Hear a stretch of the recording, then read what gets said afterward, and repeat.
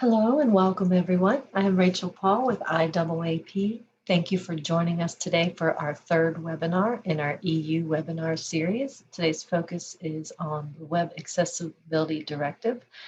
Before we get started, just a few items to go over. We do have closed captioning provided, and you can select the closed captioning icon on the bottom of your Zoom screen. We also will be sharing links for German, Spanish, French, and Swedish captioning in the chat shortly. Microphones are muted to prevent any background noise or disruptions, and we encourage you to post your questions in the Q&A today, and we will get to as many of those as we can. And the chat will be monitored for any general dialogue or technical issues.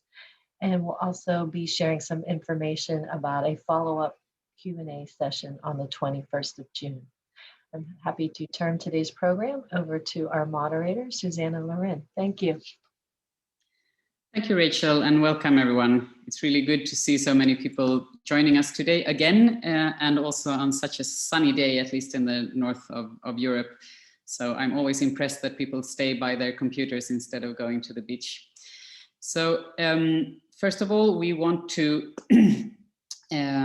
we would like to start with the translation part. So just if Rachel, if you can support me with putting those links in the chat. We do provide closed captioning, and also for you who prefer to have the captioning in a separate window, we also provide the English captions, the live captions in a separate link. But we also do what has been called the Eurovision of accessibility, which I think is very nice, but it's not really Eurovision. But vous pouvez lire les sous-titres en français si vous suivez les liens fournis dans le Chat.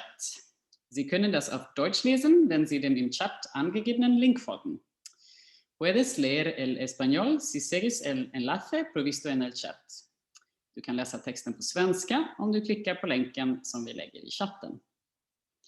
So we have 4 different languages apart from English today that we are supporting, but my speakers today are presenting or representing other languages that we do not provide translations for yet.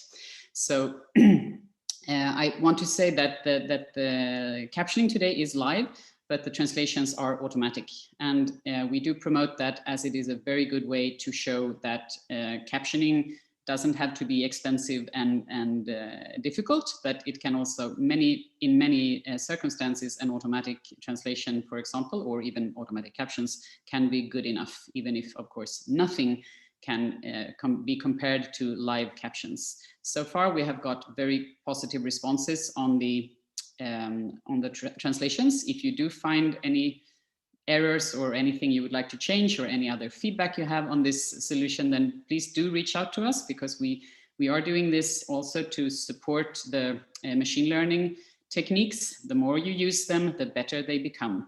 And we are really looking forward to all feedback you can provide us. Also, if you want other languages, then if we have enough participants requiring a specific language, then we will always try to make sure that we are as European as possible. So today we are going to talk about the Web Accessibility Directive review, and we have a very distinguished panel of speakers.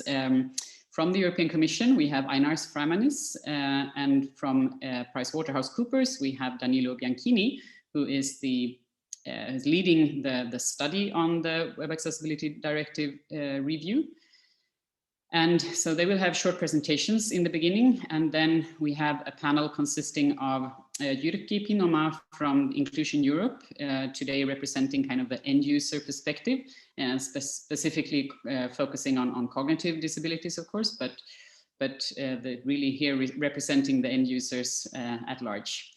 And then we have managed to get together the 4 latitudes of Europe in one group. So we have representation from the member state monitoring agencies of the Netherlands, Portugal, Sweden, and Slovakia. So very interesting discussions I'm sure we are going to have. But that's enough from me. My name, by the way, is Susanna Loren. I'm the IAAP and G3ICT representative to the EU, and I'm extremely happy to run this EU initiative refresh that we are doing. And I will get back after the session today and discuss, talk a little bit about more what we are doing after this webinar series.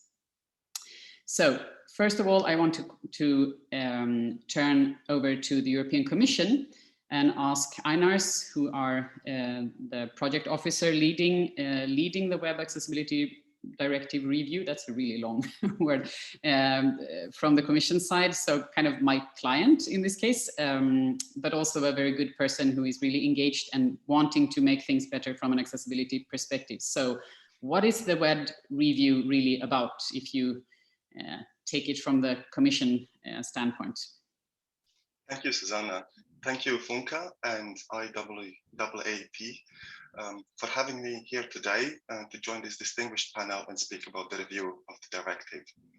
So a couple of introductory words. So the directive is actually the first of its kind in Europe. It is enforced and applied in all EU member states since 2018. And it essentially requires that all public sector websites and mobile apps as of June this year are accessible to everyone, including for people with disabilities. So what is the review? The legislator, in our case, that's the European Parliament and Council, has already foreseen a so-called review clause requiring the Commission to review the application of the directive by June next year. And this review should look actually at sort of broadly at two main things: member states' reports on monitoring and the use of enforcement procedures, so how really the directive is being applied in the daily life.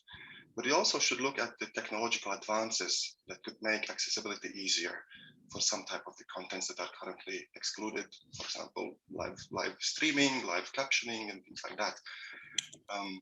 And it shall cover also the last 3 years. We're really looking at the effects of this directive from September 2018 to 2021. And as a result of all this exercise, the review, it shall be published in accessible format for everyone to read. That we're looking at June next year. Look, so what are the key questions for the review? Basically, it's as a review for any legislation.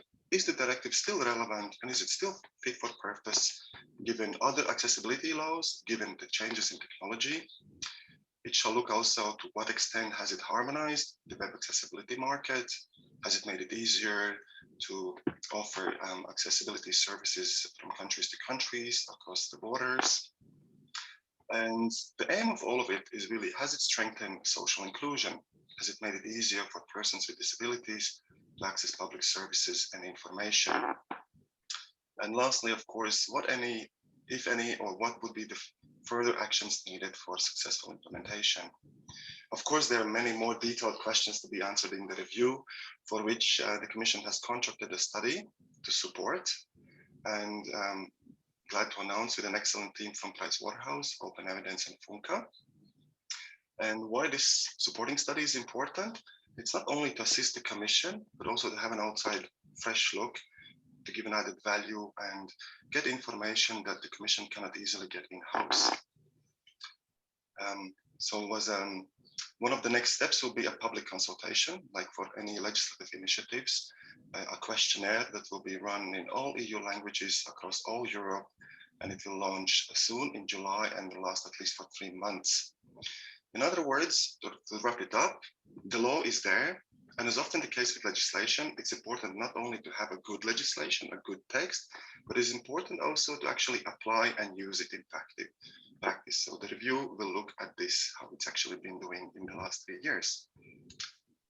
Thank you. That would be my short introduction.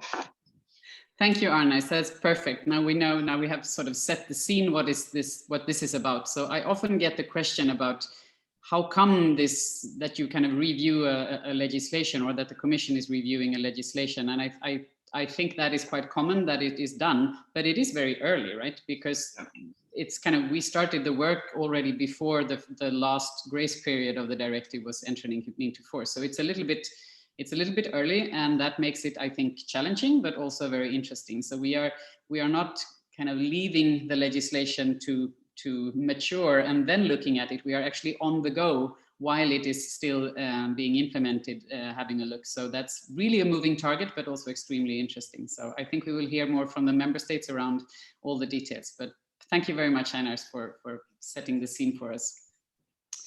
And now I would like to introduce my very good friend from Italy, Danilo Bianchini.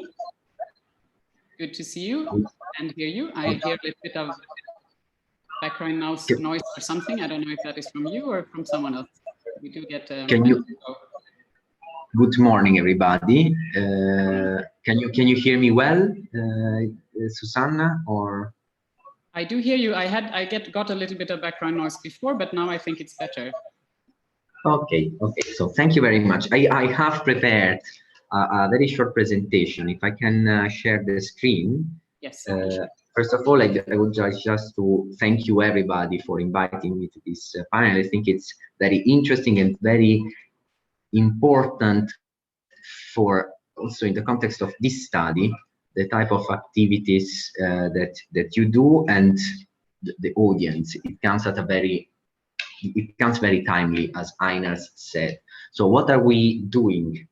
We are basically helping the Commission to collect evidence because they are planning to review the application of the Web Accessibility Directive. This is the Commission committed to do that in Article 13 of this directive. This is, let's say, a procedure that they do for all the directives and regulations. It is very challenging, but it's part of the activities that also allows to have an evidence-based policy making. So trying to understand what has worked, what is working, what is not working as well. Evaluation should be intended in this way, so the study. I would like to start. What is the first step of an evaluation? Is to describe basically how the intervention works, is expected to work, and why. So the Commission started from before implementing the Web Accessibility Directive from 3 overall issues. So the low level of web accessibility of public sector's websites. In this regard, we have the, let's say, it was already showed in 2017, in 27 in a MEAC study and in 2 additional waves of the study, that there is still a low level of, relatively low level of web accessibility. This was one of the issues of public sector website. Another challenge that was identified, and one of the reasons why the directive was implemented, was what is called in the policy, among policy analysts, the fragmentation of the regulation. So different legislative approaches. What does it mean? One of the key aims of the Commission and the European Commission is to create a single market. This allows to provide services across Europe, operating cross-border. The fact that we have different legislative approaches reduces this potential of growth. And for this reason, one of the objectives of the directive is also to harmonize this in the long term. Of course, it cannot be done straight away. And then this is linked to the also third challenge, which is the different web accessibility standards that are used, creating barriers among players that can offer, for instance, some services in a country, but different. It's very difficult to offer the same service in another country because of different standards. So, in order to, let's say, address these 3 challenges, the Commission has implemented this Web Accessibility Directive, and these are the 3 overall, I've tried to simplify this as much as possible, but objectives of the directive. So increase accessible online and mobile content and services for public sector bodies. And this is done in order to address the first of the challenge. In order to address the second challenge, harmonize the internal market for web accessibility products and services is needed. And this is also linking, of course, digital inclusion, especially people with disabilities, but also of older persons. So you have also an overarching objective of digital inclusion objective that is a very important element that is included in the framework of the directive. Now, what is one of the challenges of the activity that we are carrying out is the fact that actually there is a roadmap that the Commission is following, but it comes at a very early stage. So you can see In December 2016, the directive was entered into force. With the member states had a couple of years to transpose it into their national legislation. And as you can see, the first member states reports will arrive by December in 2021, and we will already have to review, the Commission will already have to review the directive in June 2022. So the activities that we have been carrying out in this study that started by end of January and will finish in April 2022 is basically to consult with all the possible stakeholders, and of course in a structured way. We have a theoretical framework that we have developed for this study in order to collect evidence, data, information, and make sure that the review of the directive will include and integrate all the different perspectives of the people that are of the stakeholders. Now everyone is talking about stakeholders, of the different stakeholders that are somehow at different levels involved in this directive, with the aim to understand what is working and what is not working. So what are the questions that we want to answer with this study? As highlighted already by Einars, is the directive still relevant and fit for purpose? Is there something that what has worked well, what hasn't worked well? Should the directive be fine-tuned somehow? Has the directive harmonized the web accessibility market? Is the directive achieving this objective? Of course, it's not something that we can do in one day, but is it addressing it appropriately, or what could be done? Has the directive made it easier for persons with disabilities to access public services and information? This is a key element of the directive, of course. Any further actions are needed for a successful implementation. So these are the key high-level questions that we will try to answer. Now, how do we answer them? As I said, we have envisaged a number of consultation activities, and here you can see a quick timeline. As highlighted by Einars, the Commission will launch an open public consultation between the end of June and July. So let's say within 1 month it will be online. It will last 12 weeks. We would really appreciate if everyone that is here listening to this in this audience is taking part on the public consultation. We really want and need your views on this Web Accessibility Directive.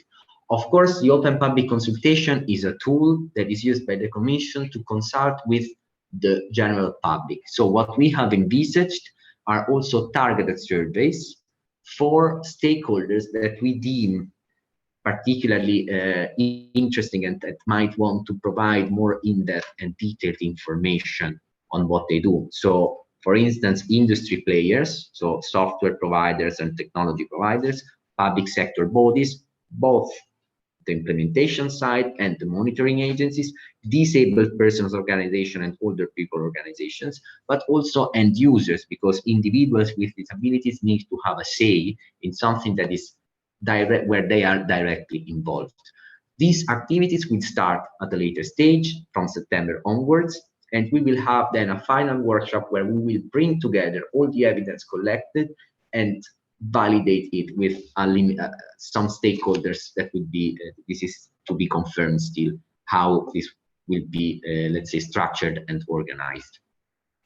So basically, just to recap, an open public consultation starting between the end of June, but I would say the beginning of July, lasting 12 weeks, 3 months, plenty of time to complete it. Targeted surveys for targeted stakeholders to provide more in-depth information.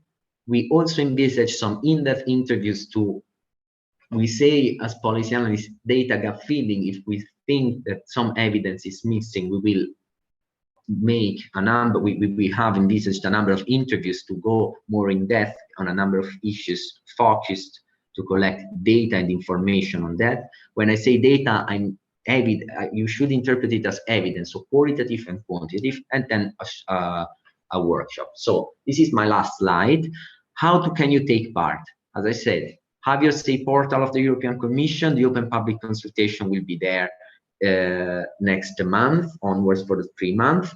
Replying to targeted surveys, we will make sure that if you want to get involved, please let us know, and giving your availability also to be contacted for an interview. I leave here also the contact details, mine and the ones from Susanna that is taking also part of the study. Yeah, I hope. Yes, thank you, Danilo. That was a very good overview of the study. So thanks a lot for sharing that with us. And we are doing this together, PricewaterhouseCoopers, Open Evidence, and Funka. So we are in this together. But really, as Danilo said, we need your input. So it would be extremely valuable for us if everyone could help us also with the open public consultation and the targeted interviews, because the whole work we are doing is based not only on kind of expert views, but it should really be also grassroots and involving all the different stakeholders of the directive. Absolutely, absolutely. Thank you very much. Okay, so now let's talk about, or talk to, the people who knows what this is really about, because they are in charge of making sure that it actually happens. We have a very distinguished panel of the monitoring agencies representatives and also representative from the end user perspective to discuss today the situation of the Web Accessibility Directive and what could possibly be problems or solutions or something in between. So I welcome all the panelists to the stage, or whatever it is in Zoom. But please open turn on your video cameras and microphones so that we know who you are. So I won't do any lengthy introductions. All your nice bios are on the website, so in the agenda, so everyone who wants to know exactly all your competencies can read up on that afterwards.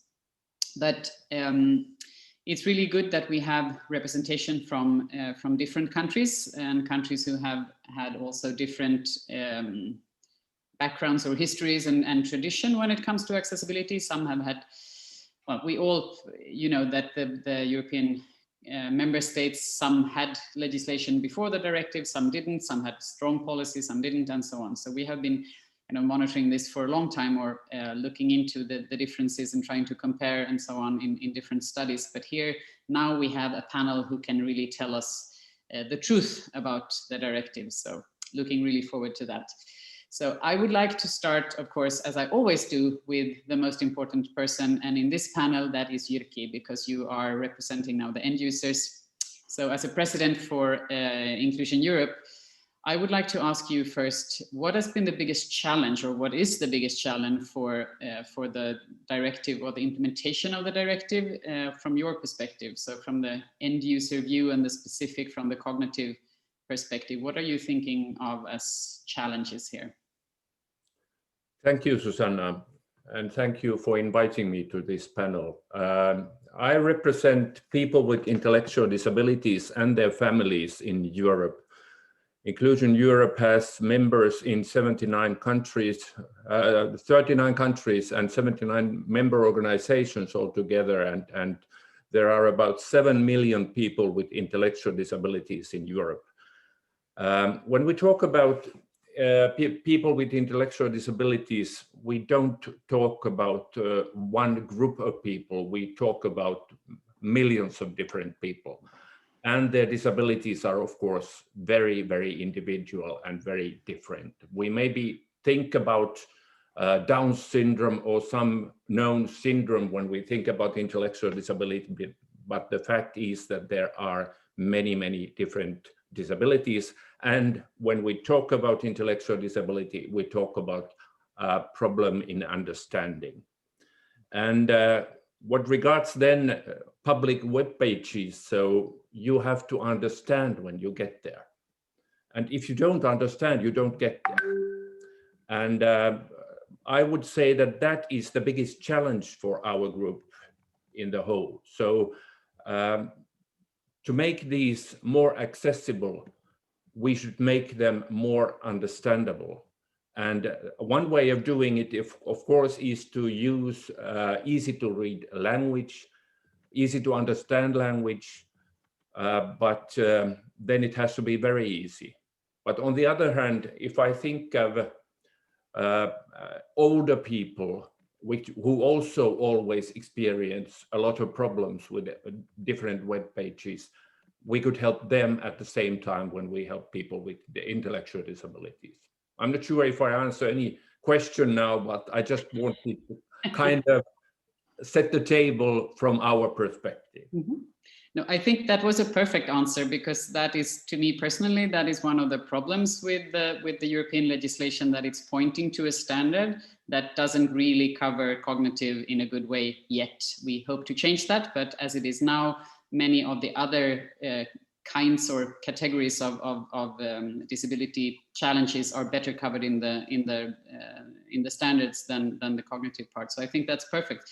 And by the way, for a website, public sector website, or any website to be understandable, I don't think we only support people with intellectual disabilities or elderly. I think we support all of us. So, yeah, exactly. Yeah. Okay, so thank you. So we have now the perspective of kind of the soft parts, the content of the websites being the biggest challenge. So I would like to turn to the Netherlands. Raf, what do you say? You are very experienced in this topic. What has been the biggest challenge for a kind of successful implementation in the Netherlands, or as from your perspective as being responsible? I think you are at least partly responsible for the monitoring. Yes, there are always quite some challenges to implement accessibility policies. We've seen in the past, we have implemented the policy that all websites at one date should fully conform to the standard. And at the end, at the deadline, we found out that not all government organizations' website did conform to that standard. And that was one of the major obstacles, because when you don't fully conform to a standard, then you don't conform. And the policy is not successful because not all organizations do conform. And that was one of the problems we had to deal with. And I was very glad that in the European directive, it was worded in a different way. So you can, if an organization does not meet all success criteria, then at least you can see what they did about what measures they have taken regarding web accessibility. And that was a major shift in thinking about web accessibility that we have been able to use in the Netherlands, to set up a system in which if you cannot prove that you conform, if you have tested the website and you do not conform to all success criteria, at least we can ask, okay, what success criteria do you not conform to? What measures are you going to take to improve on that? So we don't look at the websites alone, but we also look now at the organizations behind the websites. And organizations have people, and with people you can talk, not with a website. So now we can have a dialogue with organizations. Say, okay, you have to step up, or you have to try harder. We can at least start a conversation about web accessibility, what was not possible really in the future, because when there was like an organization that tried its best to meet all criteria and failed in that, maybe one or two criteria could not be met, then they would be placed on the same level as an organization that did nothing at all. And now that has changed tremendously, and organizations are starting to see the advantage of this, simply because because the question is, if you cannot prove that you meet all criteria, at least you can tell what measures you took and when those measures will be carried out. And that's a different type of dialogue that we had in the past, because if you did not meet all, then you just did not you failed, so to speak. And that failure factor has changed for the good, because it's not an alternative to a full conformance to a standard, but it is an additional measure to get a better understanding why organizations are not able to meet all criteria at a certain point in time. So thank you. So you managed to answer my question and also market the Netherlands' way of doing it and telling us what the good things are with the directive in one go. So very, very good. So, thank you, Rob, for sharing that with us. And I would like to turn to Sweden. So Tommy, from your point of view, what has been the biggest challenge to make this work? I mean, Sweden has had policy before, but not really real requirements. So what is the biggest challenge from your point of view? Well, there are several. One is the one that Jyrki mentioned, of course, that there is not enough support for cognitive disabilities in the standards that the directive is pointing to, which means the needs of a large group of people will not be satisfied by this, of course. But as you said, we hope that will be rectified in the future. From a monitoring standpoint, our greatest difficulty has been that there is no database of public digital services in Sweden, so we really don't know what we have to monitor. As you know, we don't have a .gov.se domain in Sweden or something like that, so it is easy to look up. So that will be a challenge that we are working on solutions to rectify. And of course, it's even worse for mobile applications. So that's a problem. We did solve it for this year, but that's a sort of a solution that we cannot rely on for the future. And of course, if I'm allowed to whinge a little, we're not allocated enough resources from the government to do this. It is very resource intensive to do the in-depth monitoring. And we also discovered that there will be a lot of communication with the public sector bodies when we report our findings, and until we have reached a satisfying conclusion where they actually have rectified the problems, or at least have a plan for rectifying the problems, it takes up a lot of man hours or person hours of communication that we did not anticipate when we started this. But it's in a good way, because we have a very good dialogue with all the public sector bodies that we have monitored. Almost everyone has been very pleased to receive this report. They see it as it is meant to be a free quality check, free user test. So, and they want to improve their accessibility. They really do. So that is very positive. But as I said, it takes a lot of resources. So that is a big challenge for us. That was very interesting when we worked in the WADEX group on the implementation acts during the transposition. That was the thing that was most surprising to me, was that almost all the member states said, we have no clue how many websites we have. And that, I mean, it's natural, but we just didn't think of it in the expert group. We were kind of, it's public sector, everyone knows, that's kind of, you have a structure and you should know it, but no one, I don't think there was any. Maybe one or two countries didn't complain about this, but this is obviously a common problem. And I tend to think, do we have too many websites if we don't even know what they are? I mean, I guess the internet. We do know which public sector bodies are. That's not a problem, but we don't know which digital services they have, since there is no requirement for them to use certain domain names and stuff like that. And when they started checking out what they had to do before this directive came into effect, some local councils, for instance, discovered that they had websites they didn't even know about. Yeah. Some local councils discovered, oh, we have 45 domains. Yeah.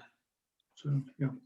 So maybe they could also get some structure in their websites. Maybe that's something positive as well. And I think for the countries who had a legislation before, like for example Norway and also Spain, I think this communication, I appreciate that it takes time, but I think that is really key for the monitoring agency, not to only do the policing, but really try to be a service provider, so to speak. So I cross my fingers that you get more resources, that you can hire more people and be more of a service. I know you do a really good job already, but that's really, I think it's extremely important part of the whole enforcement of the directive.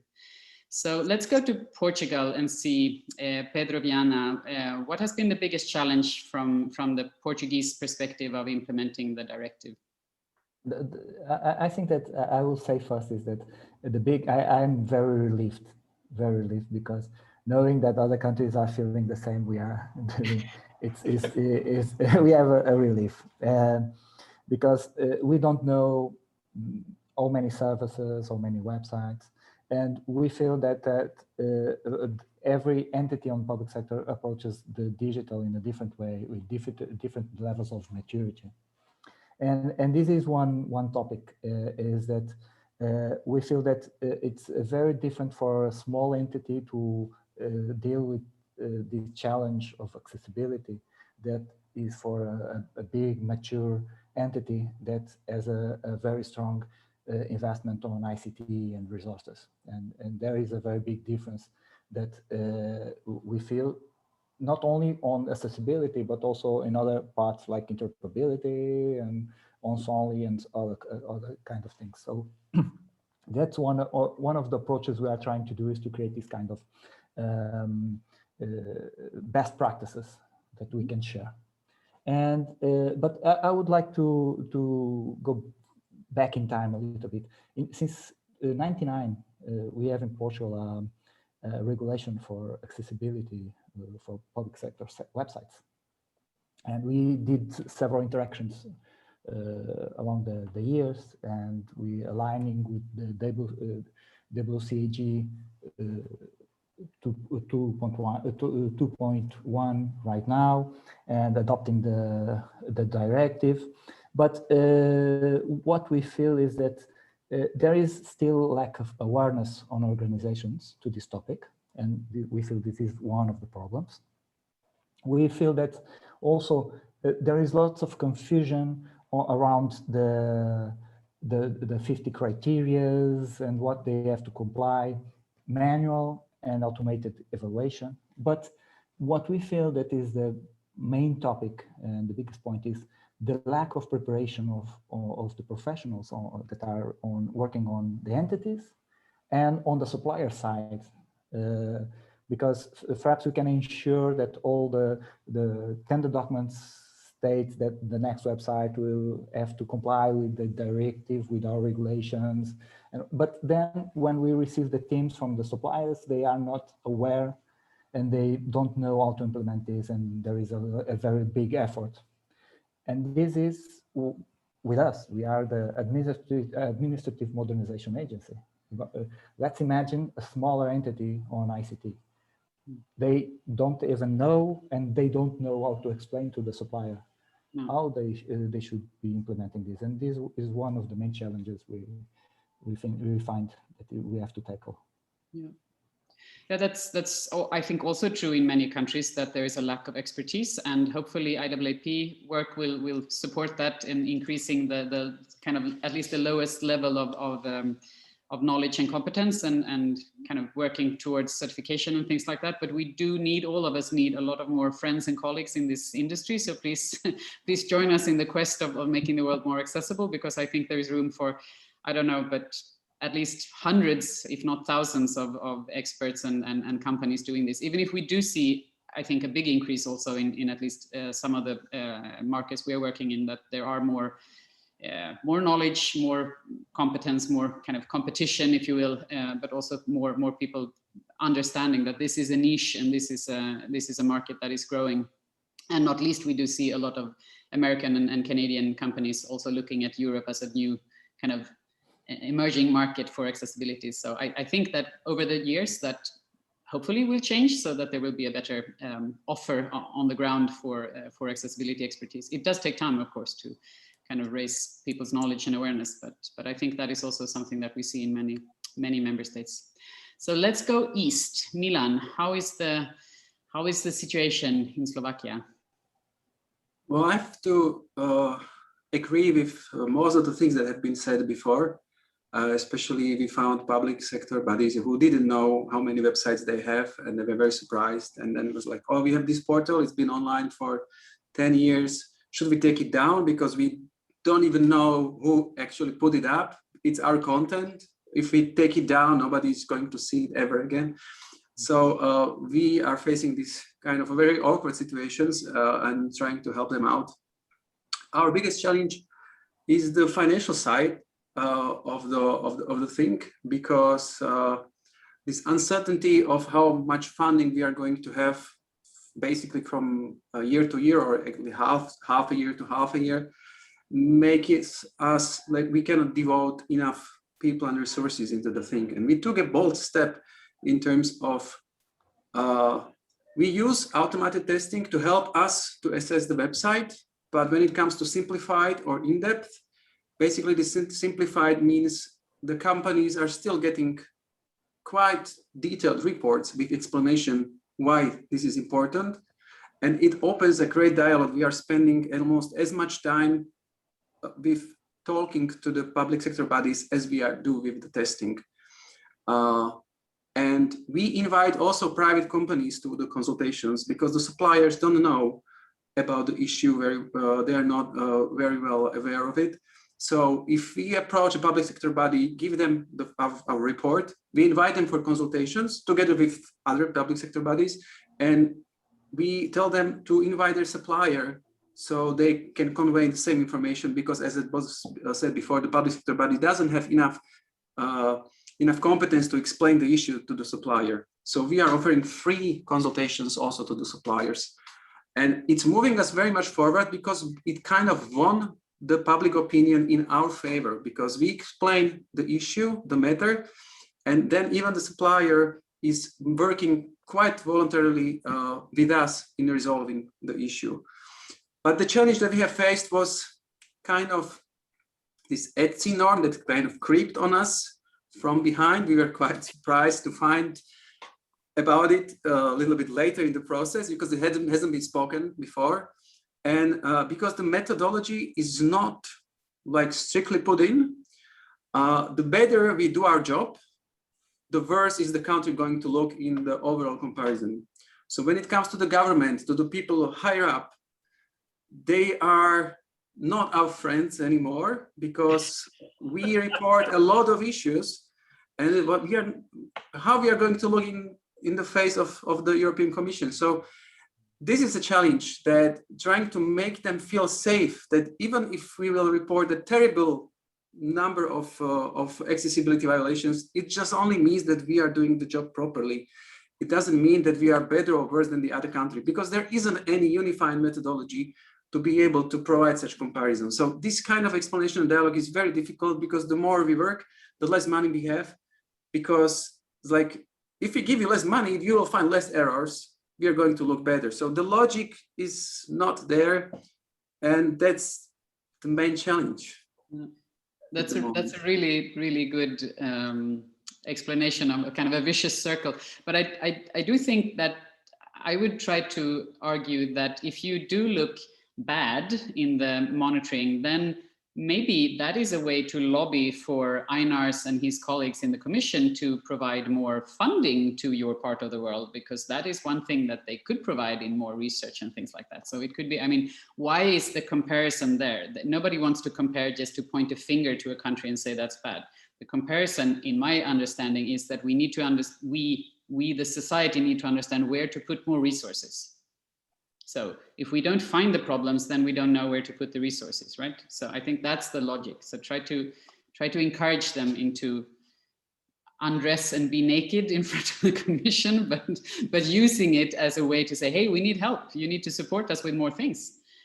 Well, yes, that's where we're going to push. What the directive enabled us was, it gave us, because we had the legislative part of the things has been in the Slovak legislation for 10 plus years. It was nothing new, just nobody was really paying attention. They were monitoring reports, but nobody was reading it. But the directive gave us space to go really deep in terms of reporting, and opened us the opportunity for the dialogue. So situation is changing very much in terms that we talk to the public sector bodies on a regular basis, and they're kind of thankful, even saying that, okay, well, we didn't get this from another unnamed country. If we had this before, that is great. And they really appreciate this proactive approach, this understanding, and the open dialogue. So that is really great. And the question I have is, the proportion of how many websites is being scaled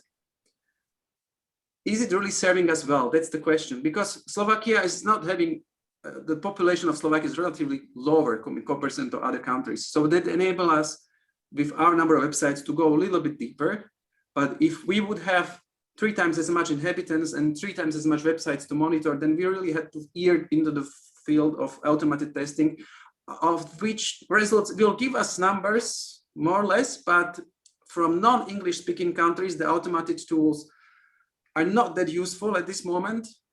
And many other countries are reporting that, well, we don't have any choice, but then it kind of misses the point of maybe less websites, a little bit deeper, because the issues are more or less the same, and more time and effort invested into the education and promotion and the dialogue with the public sector bodies.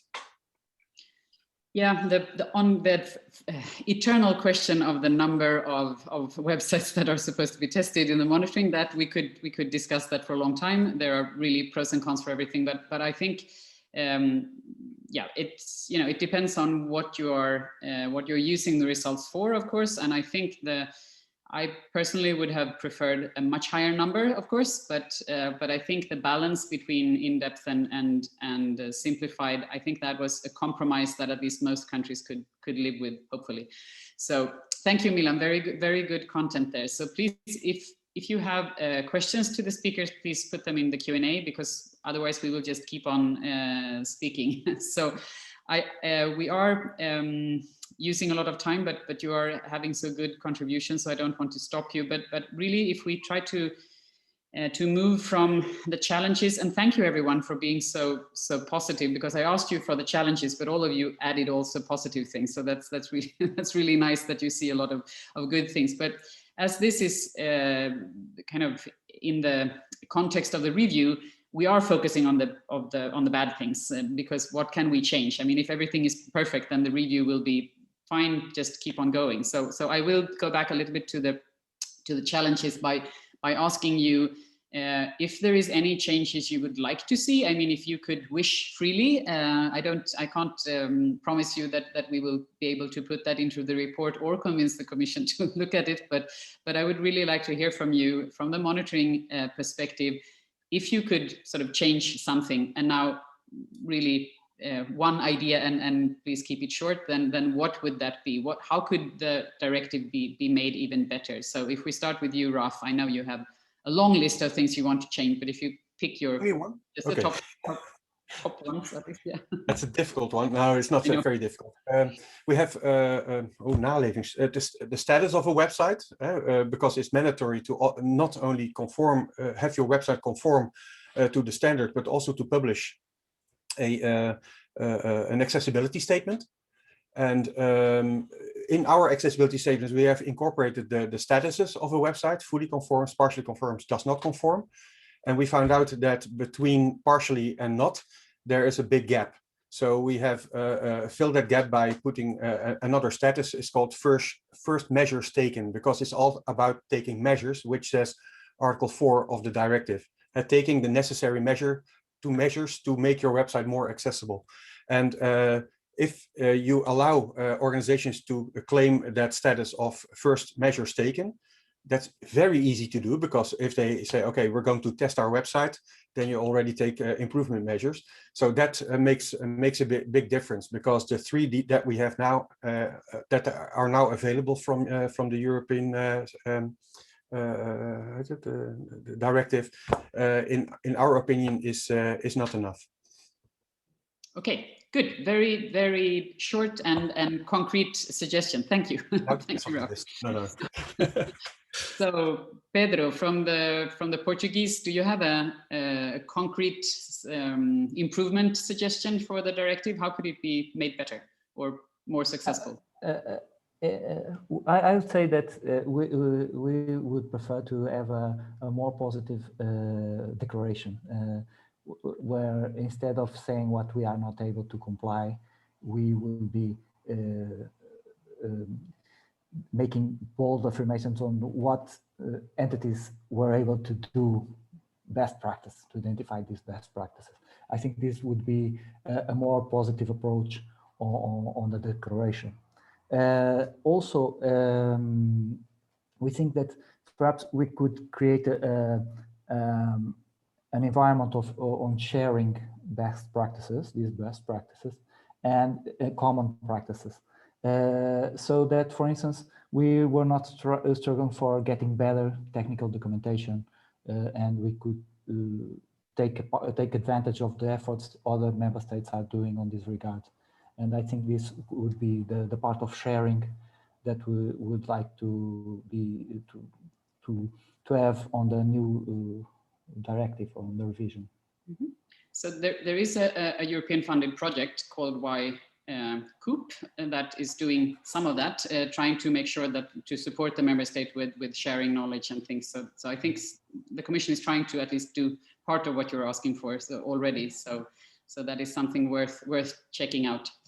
And Milan, from your perspective, I think we can sort of understand a little bit of what you would like to change, but if you have any concrete ideas for suggestions for improvements from your perspective, what could that be?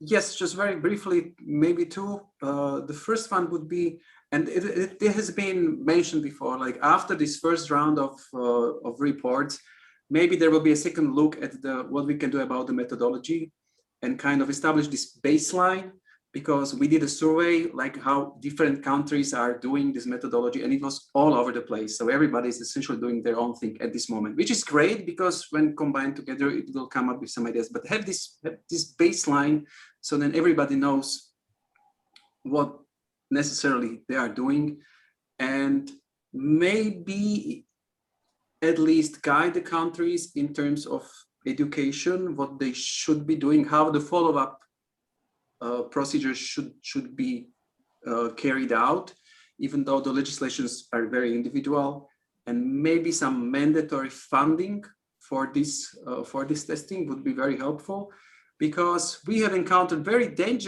overheard very dangerous dialogue in terms of how much is the fine for not complying.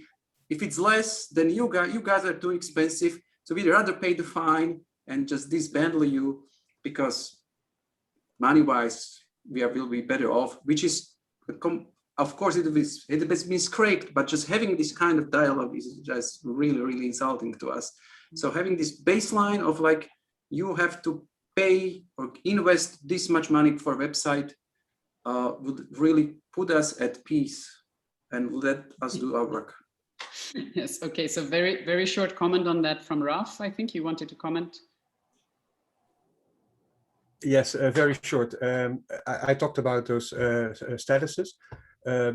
They are presently not well defined, which makes it really difficult. And Milan already referred to that. It's going all over the place. What does it exactly mean to fully conform? Okay, we can figure out, but partially, what does it mean? I think every member state has its own definition of that. And those definitions are crucial also for being able to compare how member states are progressing. Yeah, good. So that's very interesting. I would really like to dig into this deeper, because I definitely don't agree. I don't think we should centralize more, but that is a completely different topic. So I'll be happy to discuss that in a WebEx meeting or sometime later with you. I would like to ask Tommy also to see what from the Swedish perspective, what could be improved, if anything, on the directive. From a monitoring perspective, I think if the results ought to be really useful, I'm going to play along with Raf here and say that a bit more clear guidance on how the monitoring reports should be, what they should contain, and a bit stricter how they should be expressed, and ideally, of course, a harmonized tool for simplified monitoring, so that you can really get results that you can compare from one country to another. I know it's a pipe dream because we have very different ways of looking at things within the European Union, but even old guys have to dream, right?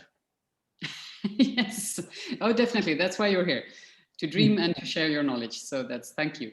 It's interesting. It's like you're all putting on this kind of commission hat and talking about the need for comparison. I was thinking of suggesting that would help you, but maybe that is something that you would feel more comfortable if it's the same in all countries. I do doubt that that it's possible, because the kind of what we see when we work in different countries is that an accessible website in one country isn't an accessible website in another country. There are so many other things around this. So I really think it's a problem, but it's a super interesting topic, and I'm sure we will discuss that much more in the survey and also in the interviews with you. So thank you for giving us a lot of good content for the work we are going to keep doing for another year.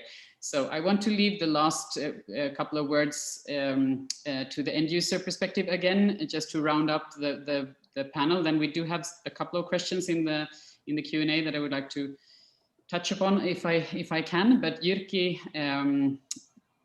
I mean, apart from adding the cognitive part in the standard, are there any other suggestions you had or ideas for improvement of the legislation? I think that Aina has already mentioned that the legislation should always be applicable to, it has to be applied. And if this is the case in this, I'm not sure, because it says that they have to be more accessible, they have to be understandable, and we have now seen that they are not understandable. So there's a lot to do, but I tend to be very practical in this kind of cases too. And if you want to enter a website, it should be easy. Nowadays, whatever website you open, it asks, do you accept cookies? Cookies is very tempting word in English. In my language, it isn't. But if you think of a person with intellectual disability, do you accept cookies? Oh, I love cookies. And yet there is the question of safety and privacy and everything like this. So they are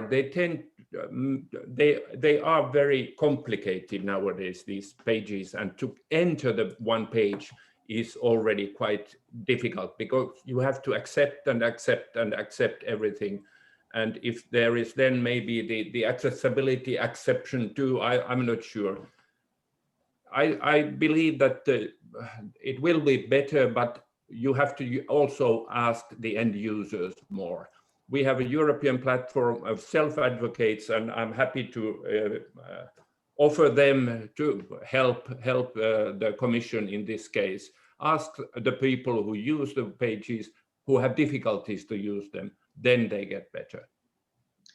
Definitely. So very good ending words. Thank you, Jyrki. I think that is, I mean, partly already built into the directive because of the feedback mechanism, and none of you have haven't had the time to touch upon it yet. But according to the European Disability Forum, a study they have done with end users with disabilities and others, that kind of part of the enforcement is not really known to the broader audience. So I think we have a lot of the promotion to do, or marketing. Informing end users that there is also a possibility to actually provide feedback. So Einars, you are raising your hand. Please, you have 1 minute before we close. Yeah, thank you. I wanted just to say quickly as a wrap up, really, along with Jyrki and many other panelists, let's say, use it, apply it, and read the benefits of the legislation, of the text that we have. I mean, really thinking about the end user, send feedback, request accessible content, and even if needed, make a complaint. Use the instruments and tools already provided, because those are your rights as a citizen, to have it equal treatment both offline and online. And when we're talking about the reports, let's not forget, we're not reporting for the sake of reporting, but keeping the person with disabilities behind and trying to improve the web experience for them. So there's really sometimes we forget about the benefits of why we are doing all of this. So that would be my conclusion. Thank you. Okay, thank you. Very, very good final words. So now it's already 3, and I promised to stop at 3 o'clock sharp. So sorry for not doing that, but I would like to thank our interpreters as usual and the IAAP team. And if we could please share the last slide, thank you. We will have the drop-in session on Monday at 4 o'clock my time, that is Central European time. And there is a link in the chat that you can follow, and that is it's not a webinar, it's just an open drop-in where you can ask any questions about the legislation, about what we covered today. We do have a series of questions in the Q&A that we will take up, and also, of course, anything you would like to ask about IAAP, you're welcome to that session. And I will be joined, I think, by Dr. Christopher Lee, who is the director of IAAP based in the US. So just super quickly, what we are doing next in the EU initiative. So we are asking for volunteers. We are doing a lot of activities already in the European level of IAAP and even more to come. So if you're interested in joining us in making the world a better place for people with disabilities, then we are going to provide publishing a call for volunteers to support us in the webinars and newsletters and all the activities we are doing after the summer. So if you haven't already signed up for the EU topical newsletter, please do. We are starting in September, and we are going to have loads of interesting and relevant presentations and information, and we're also planning to do not only a written newsletter but also adding on other formats, which is really cool, and of course inviting also all the experts of the European different level of Europe and different latitudes of the European Union. So I'm really looking forward to presenting you the specific newsletter of IAAP EU. We will continue the series of webinars like this, digging a little bit deeper into the specific technicalities or subject matter of accessibility, but also keeping the policy part, of course, because that is really important as we now are moving into even more legislation commonly on the EU level.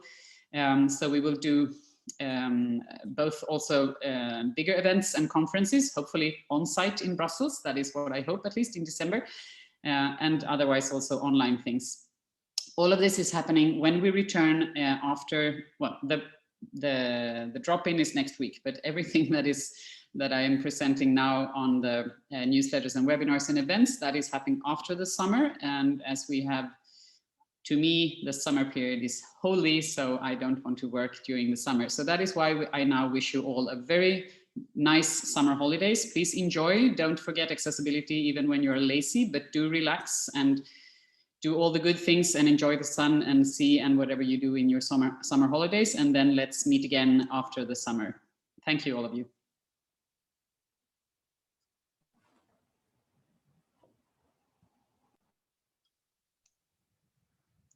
Thank you, captionists and interpreters. Really appreciate it. And speakers, great job. Thank you so much. This is Christopher Lee with IAAP.